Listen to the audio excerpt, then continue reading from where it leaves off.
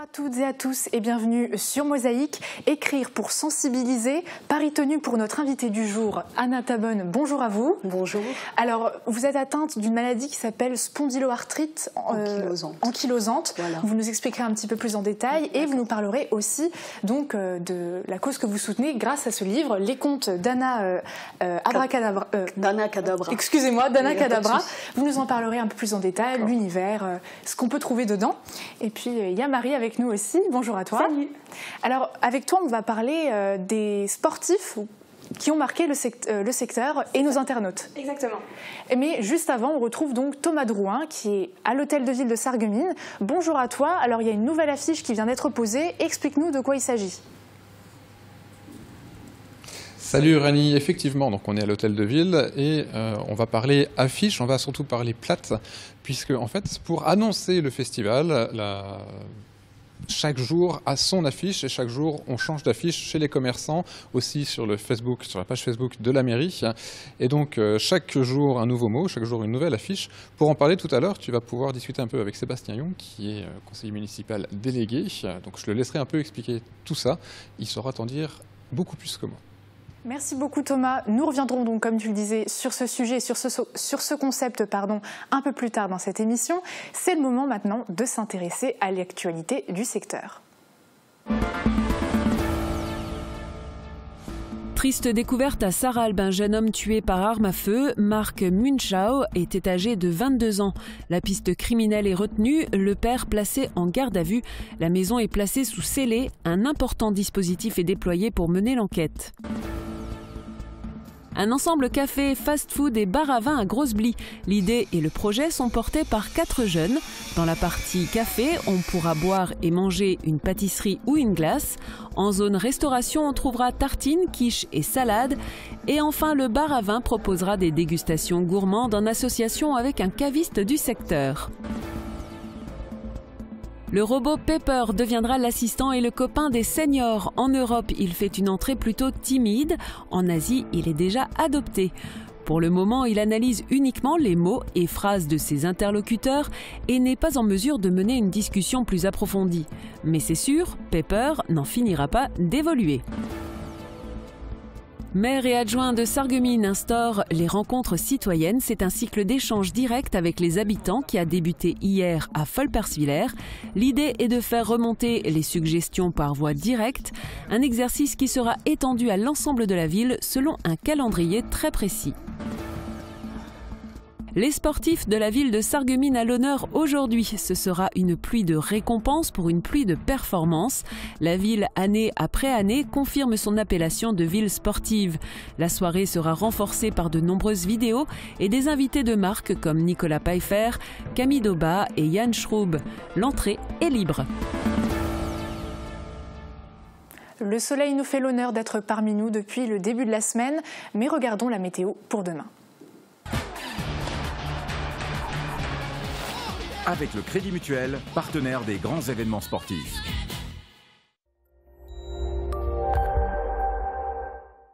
Bonjour à tous, bienvenue dans votre météo. Les trouées matinales ne doivent pas faire illusion, ce sont les nuages qui tiennent le premier rôle. Les averses de pluie rares en début de journée deviennent rapidement plus soutenues et sévissent jusqu'en soirée. Elles sont parfois accompagnées de grésil et de coups de tonnerre l'après-midi. Le thermomètre il affiche de 1 à 3 degrés le matin, de 6 à 8 degrés l'après-midi. Demain, souhaitez une bonne fête aux gens, bonne journée sur Mosaïque.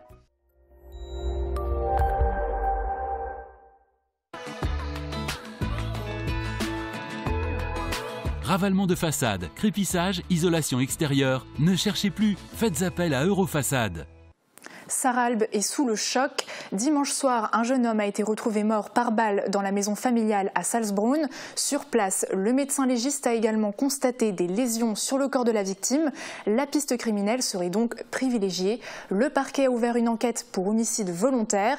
D'ailleurs, l'enquête est menée par la brigade de recherche de Sarreguemines et la brigade territoriale de Sarralbe avec l'appui de la section de recherche de Metz. Pour le moment, les enquêteurs attendent les conclusions de l'autopsie qui devrait avoir lieu dans la semaine. Malgré tout, des des auditions sont en cours et une seule personne est encore en garde à vue. Il s'agit du père de la victime. Les orientations du dossier et les suites de l'affaire devraient être connues des enquêteurs aujourd'hui même. On passe maintenant à un tout autre sujet, simplicité et spontanéité, deux mots qui résument bien l'état d'esprit des rencontres citoyennes. Hier, c'était dans le quartier de Folperswiller qu'a eu la première visite du maire Céleste Lette. Les habitants ont fait part de leurs réflexions et notamment leur souhait de voir ce quartier plus beau. Guillaume Dumonteil était sur place. Le bon sens dans la rue, et quand je discute avec les gens, quelquefois je me dis tiens, da hat jetzt auch recht, da hat eine gute Idee gehabt. Et c'est pourquoi le premier magistrat de la ville de Sarreguemines a décidé d'aller à la rencontre de la population. Première étape hier, au quartier de Folperswiller. Les habitants avaient plusieurs heures pour exprimer leurs souhaits. Au menu des discussions, la vitesse excessive de nombreux automobilistes, l'incivilité de propriétaires de chiens, les problèmes d'adduction d'eau ou le manque de cachet du quartier. Je trouve que justement Folperswiller, par rapport à ces villages autour de Sarreguemines, on n'a pas un beau projet pour dire Folperswiller, on va embellir Folperswiller. Folperswiller, c'est une traversée qui est longue, avec la mise en souterrain des réseaux, avec un enjolivement de tout ce qui est éclairage. Vous n'avez pas idée du coût. De toute façon, c'est un truc qu'on peut pas faire. C'est un truc qu'on peut pas faire en un an. C'est au moins le lycée sur 3 ans. Cette rencontre citoyenne était découpée en 3 temps. Elle a débuté par un moment d'échange statique devant l'école maternelle. Puis, la délégation menée par le maire et 3 de ses adjoints s'est baladée dans les rues du quartier. Les riverains que les participants rencontraient entraient à leur tour dans le débat. En fin de journée, 3 heures après le début de cette rencontre citoyenne, un dernier moment d'échange se déroulait dans l'école maternelle. Une nouvelle fois, les habitants étaient invités à poser toutes les questions qu'ils souhaitaient. Une réponse était donnée pour chacune d'entre elles, même pour celles qui ne concernaient pas directement le quartier. Et c'est pas fini. Nous avons pris note de l'ensemble des propositions qui ont été faites par les habitants et par l'ensemble de leurs remarques. Ces propositions et ces remarques vont transiter maintenant par les différents services de la ville qui vont travailler sous ces différents sujets qui ont été portés à notre connaissance. Et puis le pouvoir politique va se réunir, nous allons apporter une réponse à la population qui sera informée par un courrier particulier qui leur sera envoyé. Et de manière générale, nous en référerons sur les sites de la ville, notamment le site Facebook de la ville de Sarreguemines. Par ailleurs, les habitants du quartier peuvent toujours soumettre leurs idées au maire. Les habitants peuvent continuer à nous écrire et nous leur répondrons effectivement directement. La prochaine rencontre citoyenne se déroulera dans le quartier de Velferdin. Le maire et ses adjoints ont l'intention de se rendre ainsi dans toute la ville. Ils sont 4, ils sont jeunes et ont beaucoup de projets, comme celui qui leur tient tout particulièrement à cœur, la création d'un café à Groesbliederstroff. Son nom, Côté Canal Café & Co, c'est aussi un nouveau concept pour la commune. Thomas Drouin s'est laissé guider sur le chantier. Voici Lucas, 25 ans, Rémi, 25 ans, Nicolas, 25 ans et Pauline, 20 ans. Encore jeunes et sémillants, ces 4-là débordent d'énergie et d'idées. C'est au travers de leur projet de café bar à vin qu'ils les expriment. Côté Canal, Café & Co, c'est le nom du futur établissement qui prendra place à Groesbliederstroff, juste à côté du pont de l'Amitié, le long du chemin de halage, dans un bâtiment de plus de 200 ans. Le projet finalement c'est parti du lieu et ce bâtiment-là à l'arrière qui était constitué initialement des 3 blocs qu'on voit juste à l'arrière et qui sont le point de départ, qui est un bâtiment qui a plus de 200 ans et qui était plein de pierres de taille, qui était vraiment plein de charme, qui nous a beaucoup plu. Et de ce fait, on est parti de ce lieu-là qu'on a retravaillé, qu'on a vraiment dans lequel on a proposé une intervention contemporaine, si vous voulez, d'où l'extension qui est ici. Cette bande de 4 ne s'est pas lancée dans l'aventure à la légère, cela fait 3 ans qu'ils travaillent sur ce projet. Ils ont fondé pour cela une SAS, Société par Action Simplifiée, et ont déjà investi 250 000 €. Le plus dur aura été d'être pris au sérieux par les banques. C'est pas facile, non, il a fallu travailler un peu, on avait constitué un beau dossier je pense, et les banques nous le confirmaient aussi, mais forcément c'est pas facile, surtout pour un projet de cette ampleur-là. Mais bon, on est très, très satisfait finalement d'avoir réussi ça. Et c'est une étape à passer et finalement on l'a bien franchi. Ce qui devait être initialement un glacier est donc devenu au fil des rencontres un café conceptuel. Chacun des membres de ce jeune quatuor d'associés a apporté sa touche, ce qui rend le projet unique. Quand je regarde en fait le projet comme il est aujourd'hui, je me dis que tout seul ça aurait jamais été possible. Et c'est en additionnant finalement les compétences des uns et des autres, que les choses se sont faites et que les choses ont évolué. Chacun apporte vraiment sa compétence, sa pierre à l'édifice. Leur objectif est d'atteindre leur seuil de rentabilité, estimé à 150 000 € annuels. La situation idéale du café laisse augurer d'une réussite. C'est vrai que l'activité, elle se fera essentiellement pendant la saison estivale.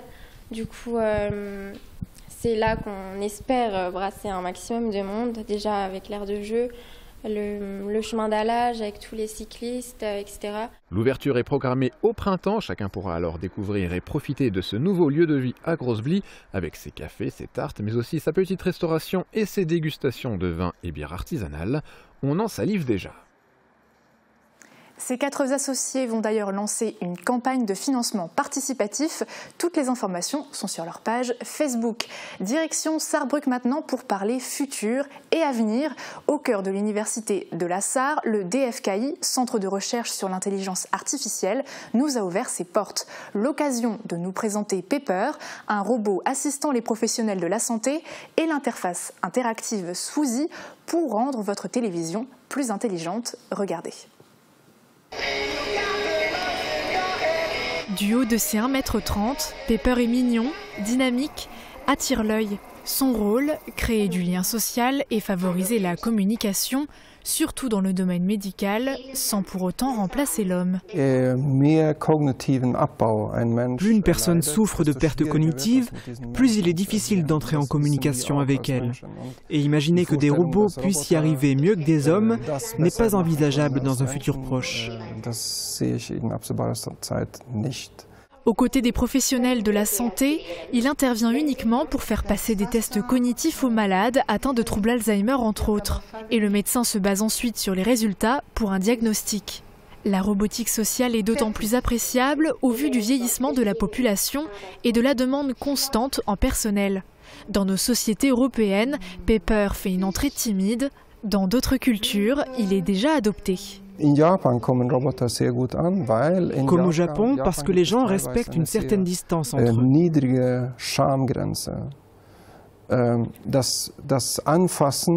Toucher à notre corps, c'est comme franchir une limite, donc difficile à accepter.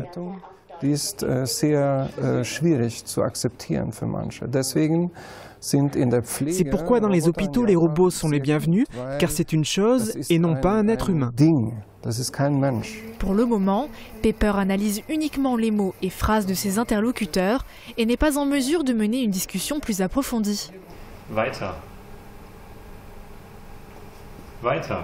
Parfois, même les interactions classiques posent problème, ce qui pousse les chercheurs à l'améliorer constamment.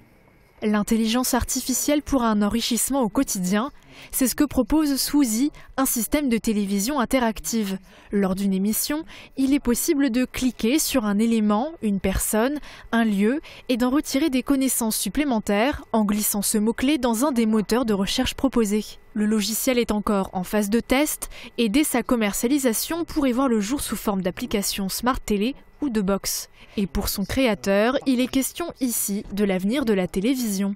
On dit souvent que la télévision en fait n'est plus regardée de la même manière qu'elle était il y a quelques années, parce que vous avez une concurrence de l'internet, vous avez une concurrence également de tout ce qui est téléphone portable. En apportant en fait cette plus-value, en apportant plus d'informations avec le contenu vidéo qui de toute manière est diffusé par la chaîne de télévision, on peut en fait de nouveau faire revenir en fait les téléspectateurs vers une télévision qui est plus interactive, qui est aussi plus intelligente, et à la fin de l'émission, en fait, vous êtes aussi content d'avoir appris quelque chose de neuf. Suzy comme Pepper sont donc des assistants et ne sont pas en concurrence avec l'homme.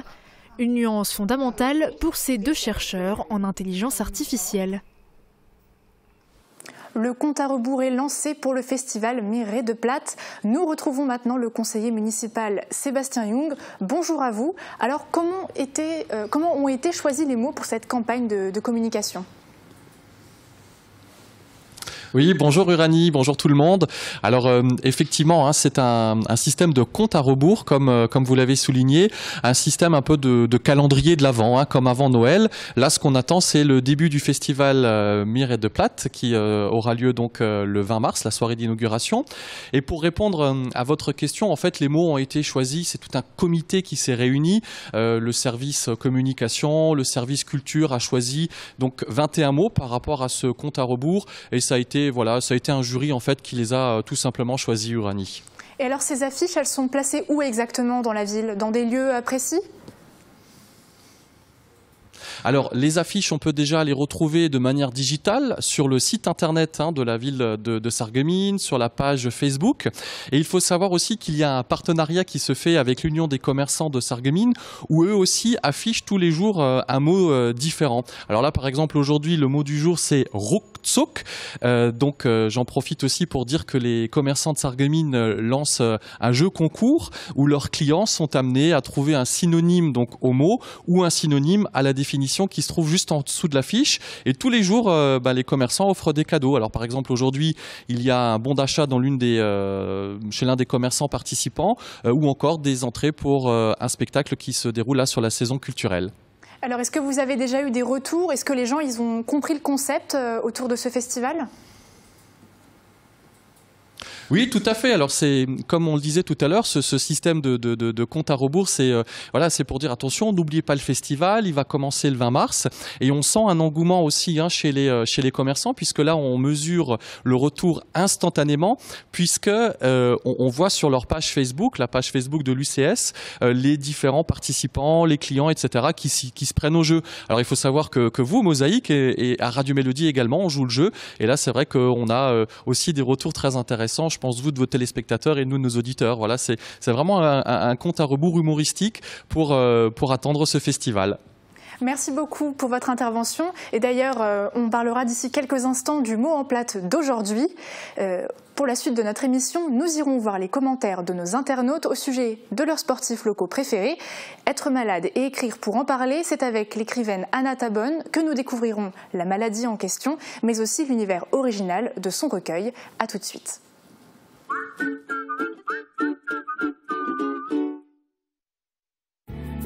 Aline est sereine, vous ne trouvez pas? Bonjour. Bonjour. Vous aussi, soyez serein avec votre activité professionnelle. N'ayez plus de doute sur la qualité et la sécurité de votre réseau informatique. Avec ID Réseau, soyez au clair avec votre réseau. Mais Jackie, dépêche-toi, on a rendez-vous à la passante d'audition. Mais Martine, on n'a plus besoin d'y aller. J'ai fait moi-même mes prothèses auditives. Oh, n'importe quoi. Faites confiance aux experts de la passion de l'audition. Faites le plein d'énergie. Avec votre magasin La Vie Claire, découvrez tous les produits bio pour une cure de remise en forme. Jus de bouleau, jus de légumes, compléments alimentaires. Bio Santé Crépy, La Vie Claire, au 5A rue des Ormes, à Sarreguemines. La Vie Claire. Alors, elles attirent l'œil, elles sont colorées et dans la ville. Donc, je parle bien des affiches du festival Mireille de Plate. Sur Mosaïque, chaque jour, on vous fait découvrir une nouvelle affiche. Alors, Marie, quelle est l'expression du jour? Alors, c'est plus un secret, Sébastien Jung l'a dit tout à l'heure. Oui. Le mot du jour, c'est ruckzuck. Alors, qu'est-ce que ça veut dire? Ça veut dire vite fait, bien fait. On peut aussi employer en plate tac-tac. Il y en a qui utilisent celui-ci aussi. Alors, par exemple, sur l'affiche, c'est écrit « Rappelez-vous de la dissertation de philo, terminée dans le bus le lundi matin, vite fait, bien fait, plus vite que la musique. » Et par exemple, pour nous, on pourrait nous dire « Bon, allez, tu vas faire un reportage et ruckzuck. » Oui, bah, quand même. Faut quand même prendre son temps, mais vite fait, bien fait, c'est vrai. Tu as bien raison. Alors, je viens d'apprendre un mot, parce que je ne connais pas du tout le plate. Mais, donc, comment tu dis? Ruckzuck. Ruckzuck. Voilà. Très bien. Bon, alors, on reparlera du plate demain, avec une nouvelle affiche. Mais là, on va parler plutôt de la question du jour. Alors, amoureux du sport et amoureux de la ville, on vous a posé cette question. Mardi, c'est le jour du palmarès sportif de la ville de Sarreguemines. Vous aussi, mettez en avant le sportif local qui vous a marqué. Dans les commentaires, expliquez-nous pourquoi il mériterait d'être récompensé. Alors, il y a le palmarès sportif ce soir. Quels sont les sportifs préférés de nos internautes au niveau local? Alors, ils étaient très nombreux à se mobiliser pour mettre en avant leurs sportifs favoris. Il y en a deux en particulier qui remportent tous les suffrages. D'un côté, Aurélie Muller, évidemment, notre championne du monde sur le 10 km en eau libre. Et de l'autre, c'est Nicolas Pfeiffer, le champion paralympique. Et il y a également beaucoup d'internautes qui ont salué le courage de Michel Munch. Sandra a écrit « Pour sa force, son courage de tous les jours. Il s'entraîne 2 fois par jour, fait les courses handisport et même celle avec les valides. J'ai un respect hors norme pour ce warrior. » C'est vrai que ça force le respect. Il y a un autre athlète de l'ASSA qui a été mentionné à plusieurs reprises, apparemment. Oui, Exactement, et c'est Yann Schroub qui a récemment participé au championnat de France élite sur le 1500 mètres. Et Denis Pfeiffer, adjoint au maire de Sarreguemines, a d'ailleurs commenté « J'ai un coup de cœur tout particulier pour le jeune Yann Schroub qui concilie études et résultats sportifs en ayant par ailleurs d'indéniables qualités humaines ». Alors, on a encore, pardon, il y en a encore. Je pensais que c'était fini. Dis-nous tout. On a encore plein d'autres sportifs qui ont été cités dans les commentaires. Pour Catherine, c'est le boxeur Cédric Touche. Pour Séverine, c'est la championne de kickboxing Amandine Falk. Et il y a aussi la boxeuse Emma Aubry qui a été mentionnée. Et Oriane a écrit évidemment le tennis parce que j'ai fait partie d'une si belle équipe qui évoluait en National 2 avec des filles ayant quasiment toutes des licences avec inscrit dessus nées à Sarreguemines. On en a joué des matchs avec nos tripes pour porter haut les couleurs de l'ASS et de Sarreguemines. Et Chris a mis en avant sa belle-sœur Cindy Chuck, une des membres de l'équipe de roller derby de Sarreguemines. Alors encore une fois, une question qui a suscité beaucoup de réactions. Exactement. Et alors ce soir, il y aura encore plein d'autres sportifs qui seront mis à l'honneur à l'hôtel de ville de Sarreguemines. Mais après l'effort, le réconfort, tu voulais nous parler d'un petit cadeau, d'un petit jeu.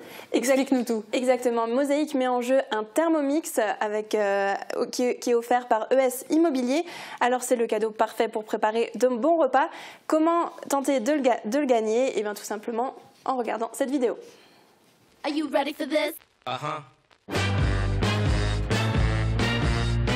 Bonjour à tous, ça vous dit de gagner un Thermomix? Oui, je sais, ça vous paraît incroyable, c'est ES Immobilier qui vous l'offre. En plus de vous accompagner dans votre projet, ES Immobilier réalise l'un de vos rêves. Pour gagner ce Thermomix, il vous suffit de liker la page de Mosaïque et d'ES Immobilier, de partager la publication et dites-nous en commentaire quel bon petit plat vous allez faire. Tirage au sort du grand gagnant lundi 19 mars. On vous donne donc rendez-vous sur notre page Facebook. Bonne chance à tous. Et merci à toi Marie pour la question du jour. On va maintenant parler avec vous, Anna Tabonne. Vous êtes l'auteur donc de l'album que j'ai montré en début d'émission, Les Contes d'Anna Kadabra. Alors, j'expliquais aussi que vous êtes atteinte d'une maladie. Spondylarthrite ankylosante. Exactement. Donc, qu'est-ce que c'est? On n'en entend pas beaucoup parler. Alors, c'est une maladie rhumatismale inflammatoire chronique. C'est une maladie auto-immune. Donc, qui touche principalement les articulations, le bassin, la colonne, toute la colonne vertébrale. Et puis, donc, on a du mal à, quand on est en crise, on a du mal à marcher, on est tout le temps fatigué. Donc, c'est un peu invalidant et handicapant. Est-ce que ça se soigne? Est-ce qu'il y a des traitements? Oui, il y a des biothérapies. Donc, c'est des anti-TNF. Bon, c'est un peu compliqué, mais grâce à ces traitements-là, on s'ankylose plus. À l'époque, les gens s'ankylosaient, on devenait courbés, et grâce à l'évolution de la médecine, ça arrive de moins en moins. D'accord. Alors, on voit un petit peu mieux de quoi il s'agit. Est-ce que c'est ça qui vous a poussé à écrire ce recueil de contes? Il y a quelques contes dedans. C'est ça qui vous a poussé à écrire? Tout à fait, parce que comme je ne peux plus travailler, alors je me suis mise à écrire des contes pour enfants. Et puis à la fin, ça a donné ce livre.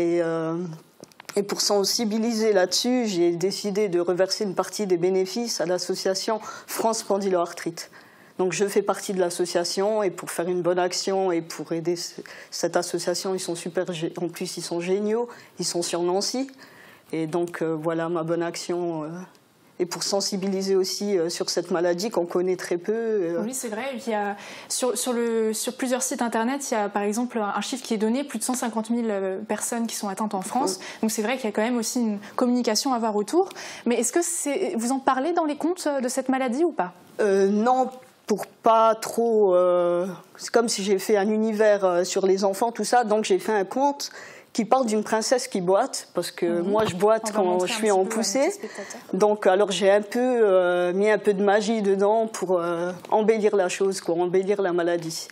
Donc elle aura sa canne, et puis la canne deviendra magique, et elle pourra se déplacer facilement grâce à la canne. Vu qu'avec la spondylarthrite, voilà, on a du mal à se déplacer. Et alors, vous avez un univers qui est à vous. Vous parlez de quoi dans ces contes? Chaque conte est différent? Oui, chaque conte est différent. Donc, ils sont inspirés la plupart par les membres de ma famille. Alors, il y a un conte pour ma maman, pour mes frères. Et puis, c'est ma nièce Olivia qui a fait principalement les dessins. Elle a 11 ans. Et d'autres enfants, Théo qui a 12 ans, Lisa et Elena 10 ans et 12 ans. Donc... voilà, j'ai fait dessiner les enfants pour faire travailler aussi l'imagination. et les laisser créer, c'est bien, je trouve. Et c'est une place importante, les illustrations. C'était obligatoire pour vous de les mettre dans ce recueil-là? Oui, oui. Pour moi, un conte, il faut qu'il y ait l'illustration pour faire rêver l'enfant, en fait, pour faire imaginer et puis le faire voyager. Et puis ces contes-là, il y a des thèmes différents. Il y a un thème sur la guerre, un thème sur la pauvreté, sur le handicap, parce que c'est important d'en parler aujourd'hui. Quand on voit des gens différents, forcément, tout de suite on juge, on a toujours... voilà. Sur ça. Et j'ai voulu sensibiliser les enfants sur des thèmes bien précis. Comme ça. D'accord, très bien. Alors, vous parliez justement des bénéfices. C'est une association qui existe depuis longtemps.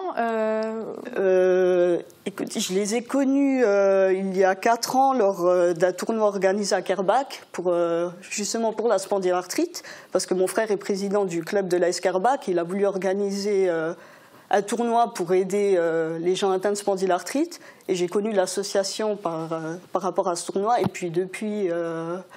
je suis inscrite et je suis membre et on est toujours en contact. J'ai créé une page Facebook Délégation Lorraine et pour essayer d'attirer un petit peu plus de monde. Voilà, parce qu'il y a des gens qui ont la maladie mais qui n'en parlent pas forcément, qui ne savent pas où aller. Et puis l'association est là pour les guider, les aider. Mais alors pourquoi un album qui est en direction de la jeunesse? Est-ce qu'il y a besoin de plus sensibiliser les jeunes? Déjà parce que j'adore les enfants. Et si je peux faire voyager les enfants, leur mettre des étoiles dans les yeux, ça c'est vraiment... et puis qu'ils peuvent aller au bout de leurs rêves et à travers ce livre, voilà. Il y a beaucoup de messages qui sont dans les contes d'Anna Kadabra. Donc... Est-ce que vous avez déjà eu des retours, parce que le livre est déjà sorti, oui. Est-ce que vous avez eu des retours, que ce soit des enfants qui ont pu lire ou alors d'adultes, de parents? Alors, j'ai eu des retours positifs. Il y a des parents qui m'ont dit que... Bon, il y a des parents qui l'ont acheté parce que il y en a qui ont des spondylarthriques, donc ils ont voulu faire une bonne cause, pour la bonne cause. Et puis ils m'ont dit que ça aide aussi à la maison. Quand, par exemple, la personne n'est pas bien, l'enfant va l'aider, il va comprendre que grâce à ce livre, par rapport à l'histoire, je vais aider maman, comme dans l'histoire, ou voilà. Et j'ai eu aussi... on m'a dit que les dessins étaient très beaux et que c'était bien écrit, on m'a dit, donc je suis contente. Pour un premier, je suis vraiment contente. Donc oui, c'est votre premier ouvrage ou recueil de contes. Il y a 33 contes dedans, c'est bien ça? Est-ce que vous avez d'autres projets, que ça soit écrire un autre livre ou alors sur d'autres domaines? Alors, pourquoi pas par la suite? Tout dépend de l'évolution de celui-ci. On verra bien. Et puis, pour l'instant, je vais essayer de démarcher dans les écoles, dans les bibliothèques, intervenir en tant que conteuse. On verra bien par la suite, pourquoi pas un autre, et toujours rester avec les enfants, parce que j'aime bien les enfants, j'adore les enfants. Et, voilà. Et au niveau vous avez des rendez-vous alors déjà dans les écoles? Vous allez démarcher, vous allez leur dire quoi dans ces classes? Alors, je suis allée déjà dans des centres aérés, donc j'ai expliqué le livre, j'ai lu des histoires, donc ça s'est bien passé, et au mois de mars, je dois aller dans les écoles de Bérennes. Donc on va expliquer le livre et d'ailleurs cet après-midi j'ai rendez-vous avec un professeur pour voir ce qu'on va faire exactement. Donc, Et alors où est-ce qu'on peut trouver ce livre pour les téléspectateurs qui aimeraient soutenir la cause mais aussi avoir un livre avec une tendance un peu féerique aussi mais des messages quand même qu'il y a derrière? Alors il y en a chez Quartier Livre à Forbach, à la librairie de Forbach chez Quartier Livre, et puis chez moi à la maison si quelqu'un... On peut voilà, il y a une page Facebook aussi, j'ai créé une page Facebook, ça s'appelle Anna Tabonne, les contes d'Anna Kadabra. D'accord, voilà. Tout simplement. Très bien. Alors on espère, en tout cas, on vous espère toute la réussite possible pour ce livre-là et peut-être pour les prochains. Merci d'avoir été avec nous sur ce plateau. Merci à vous. Et puis merci à toi également, Marie, d'avoir été avec nous. On se retrouve tout bientôt. Oui, c'est ça, vendredi. Et donc, il ne me reste plus qu'à vous dire bonne journée à nos téléspectateurs et à demain sur Mosaïque.